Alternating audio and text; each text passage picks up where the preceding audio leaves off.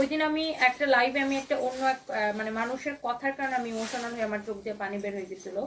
So কিছু মানুষ কি করছে, ওই ভিডিওটাকে কেটে নিয়ে ভিউ বাড়ানোর জন্য ক্যাপশনে লিখছে, ভিডিওর উপরে এডিট করে লিখছে, আর আমার কথাগুলোকে কেটে কেটে জোড়া লাগায়া মানে কথাটাকে অন্যভাবে প্রচার করছে, এরকম ভাবে প্রচার করছে যে আমার জামাই তনির জন্য কোনো কিছু রেখে যায় না, এই জন্য লাইভে এসে কান্না করছেন।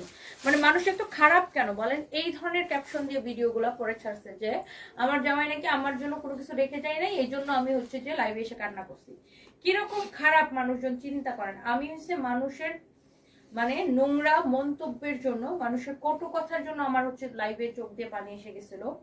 এই জন্যই আমি এতদিন মনটাকে শক্ত করে আমি এক ফোঁটা চোখের পানি ফেলাই না, এই জন্য এতদিন ধরে আমি ক্যামেরার সামনে কাজ করি।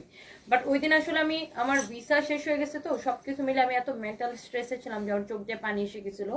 সো ওই ভিডিওটাকে মানুষ নিয়ে এডিট করে নিজের মন গড়া ক্যাপশন দিয়ে ছাড়ছে যে কি যেন